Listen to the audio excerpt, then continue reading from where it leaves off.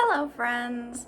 I just wanted to take a few minutes and give you all an update on what I have been working on recently and to welcome you to 2021. I've been taking a little bit of time to kind of think about what I want to do this year, what kinds of projects I want to start, what I want to accomplish, and I'm planning on doing probably a full-length video on my goals for 2021.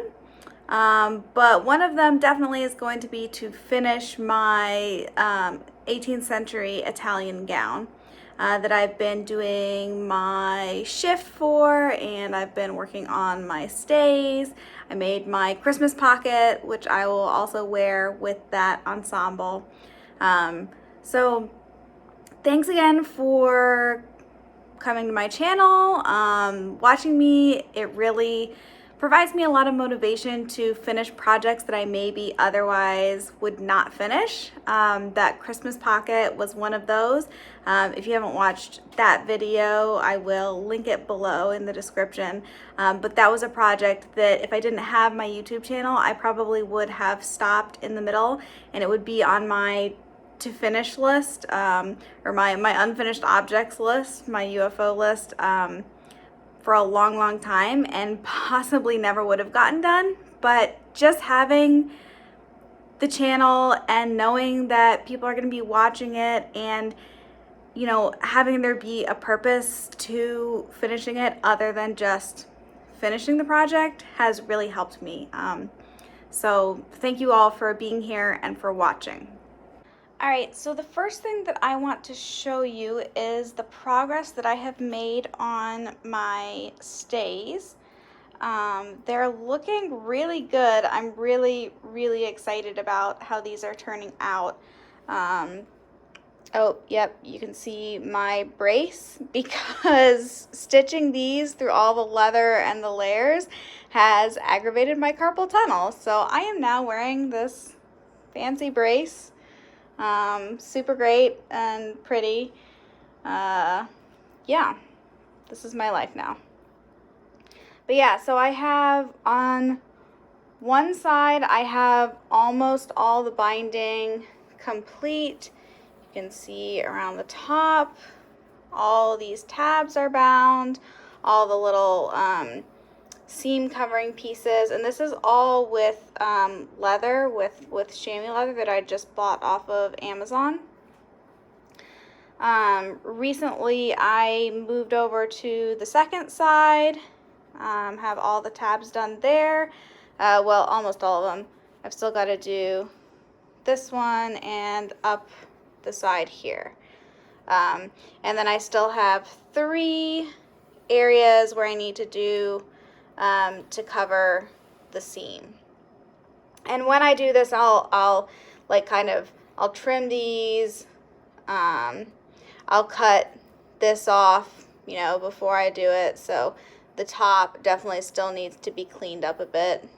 And what I'm waiting on too with this, I decided it would be a good idea to do the bottom first and to do all the eyelets and try it on, because I noticed just from some of the times that I've tried it on, I think because of the way that this conforms to your body, when you put it on, it all kind of like bends, this way around your body. And so when you do that, it actually, like, I don't know, the boning doesn't need to be as long as it does when the fabric is straight. And I don't know if it's something that I should just bind over the top of it when it's flat and like deal with that tension, if that's kind of supposed to be part of the deal. But I don't want it to start like, I don't know, I feel like if it's putting too much tension on the leather here, then it might start, like poking through, and maybe it'd be better if there wasn't quite as much tension. So I was thinking what I would do is I would try it on and kind of force the boning to come up out of it as much as it's going to before I bind the top. Here you can see I've started on the eyelets. So I've been using my bone awl to punch holes in the fabric. You spread the fiber out instead of like cutting through the fabric, because that makes for a stronger eyelet. And you can see here, like at the bottom, I have two close together, and then the rest of them are more evenly spaced out, and that's because I'm going to be doing a spiral lace pattern instead of like a crisscross lace pattern. So the holes, when I do the other side, like the next hole will be in the middle here, so it can just kind of go like back and forth. Yeah. So then let's take a look at the inside. So let's see. This is the side that I did first, and I mean, you can see here, this is the leather like pulled around from the other side and then kind of like whip stitched down. And I kept the leather all in one piece going around these curves, and it was really difficult to get it to lay flat while doing that.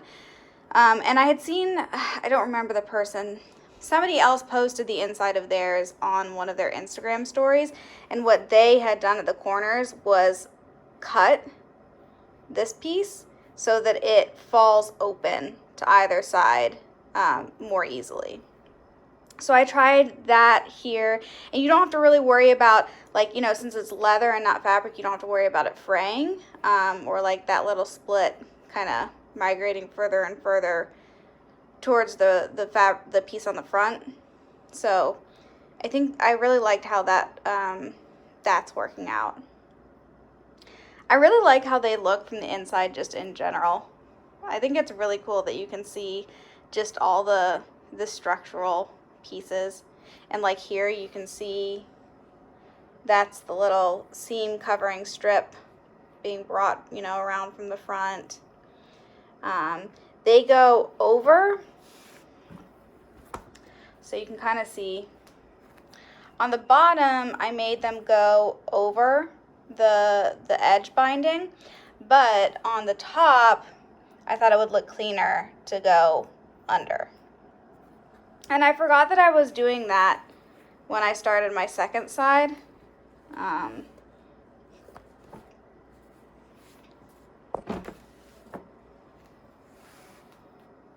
So yeah, when I started my second side here, I stitched this binding down and got like all the way over to here before I remembered that I was supposed to put this under. So I had to kind of go back and pick out stitches here and slot this piece underneath and then stitch it back up. But it wasn't too bad. I think it would have been really tough to do if this was machine sewing, but with hand sewing it was actually not that bad.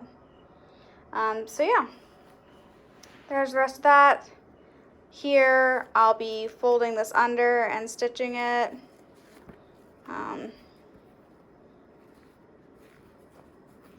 Kind of like that. I'll need to do the eyelets on this side, try it on, do the top.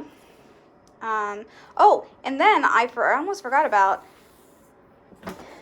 because I won't be done when I finish binding it. The next step will be, there's a couple of areas on the inside where I'll need to reinforce them, and they're supposed to be reinforced with like paper of some kind. I don't really know what I'm going to use for that. I was thinking I should probably try and find some sort of cardstock-ish thing. But also I need to figure out what I'm going to do for, what is it called that goes here? The busk.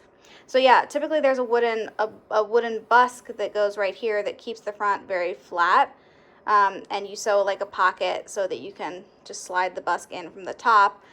And I was going to buy one from Red Threaded. Their busks come in two sizes, a 14-inch long and a 12-inch long. Well, I am very short-waisted and my stays are only 10 inches long. So I don't know what I'm going to do there yet. I guess I'm going to have to try and find someone on Etsy and maybe get one custom made. I didn't see anywhere on Red Threaded's site where they would make custom busks. So either that or I'll just not have a busk. We'll see. Oh, and one other thing that I did want to show you guys while we're on the subject of stays is my poor hands. I already showed you the fact that my wrist is in that brace for the carpal tunnel, but also the tips of my fingers have gotten very like dried out and just like irritated. So let me show you guys this. All right, so hopefully you guys can see, but my thumb, my pointer finger, and my middle finger, the tips of them, like right where I grab the needle to pull it through, they are all like cracked and getting like very callousy. Yeah, sorry if this is gross for you, but this is the state of my hands after working on these stays. Okay, so the next thing that I wanted to talk to you guys about was my fabric choices. I think I may have shared some of these with you in the past, but it's getting more and more down to the wire as far as choosing what fabric I'm going to use for my petticoat. I'm gonna do a silk taffeta with then my printed cotton over it. But I need to choose what color I want for the silk taffeta. And because it will be the most expensive fabric that I've ever bought, I'm going to get some fabric swatches first.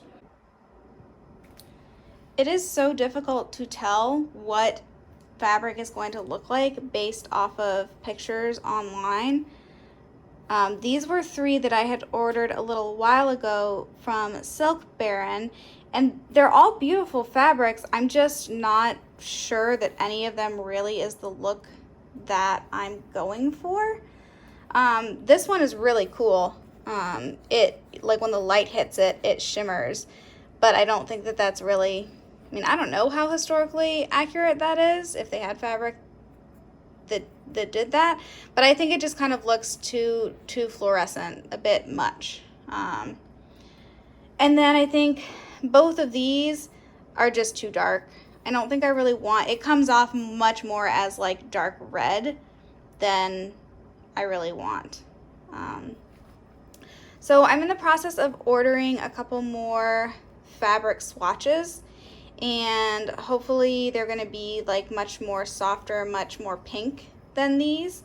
So I'm ordering a couple more from Silk Baron, and then also ordering from Fancy Styles Fabric.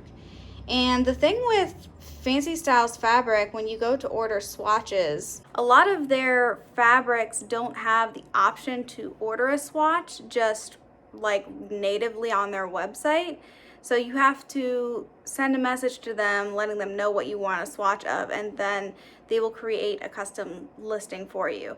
So that's what I've done for 2 reddish pinkish ones, and then I'm also ordering swatches for some blue ones. I don't know that it'll necessarily be for this project.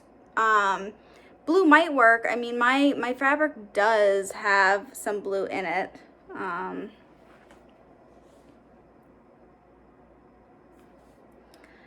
But I don't know that I want blue to be my color, but there's a lot of other projects that I have kind of in my mind that blue would probably be nice for. So I thought it's probably a good idea to just order some swatches. So I can't wait till those orders go through and those arrive, and then when they do get here, I will of course show you guys. And so the next thing that I wanted to show you guys today is this really cool new sewing book that I got, all on couture sewing techniques. I was really excited. It was my gift to myself for the new year to buy this book, and so it came in and it has been everything that I hoped it was. So I'm going to show you guys just a little bit of it and talk about a couple of things that I really have been enjoying about it so far. So here it is, Couture Sewing Techniques by Claire Schaefer. I haven't read through the whole thing, and I might probably like as I read through it, give you little snippets. But I mean, you can see it's a beautiful book. It's got really nice glossy images of, you know, of different couture gowns and pieces.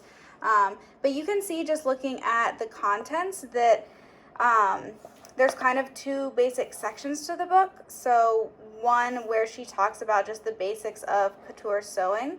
And I am in this section right now, just still in chapter 1, where she talks about the world of haute couture. And that just, it's so fascinating because I had no idea, like, there's a distinction between haute couture and couture. So something like only 12 fashion houses in the world have the right to call themselves haute couture, and there's a whole like rigorous process for them to be able to do so. I had no idea about that. That was really fascinating to read about. And then part 2 is where she talks and goes more in depth about actually applying some of the techniques that she talks about in part 1. So this is kind of more of like the theory that you learn in part 1 and the techniques, and then part 2 is really more how to apply them.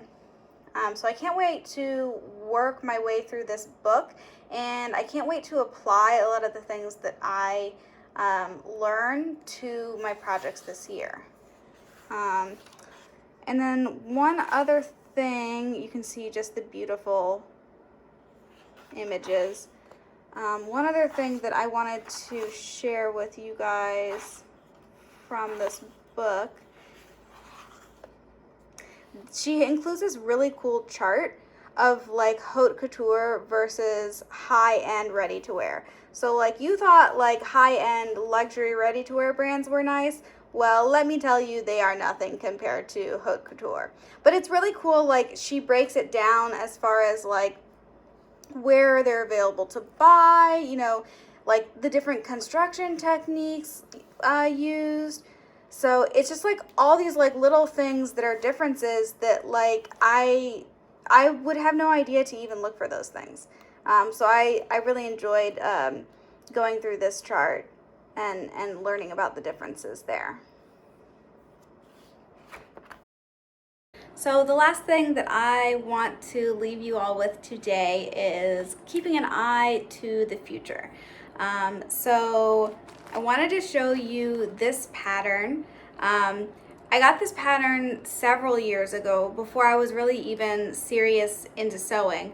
But it is a 1910s dress pattern. I mean, it's just beautiful. It's just the cutest little dress.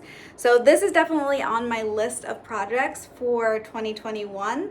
I want to branch out into some other time periods. Maybe get a custom corset from the time period. I don't know that I necessarily want to tackle foundational garments again so soon with my hand and my wrist, the carpal tunnel as it is today.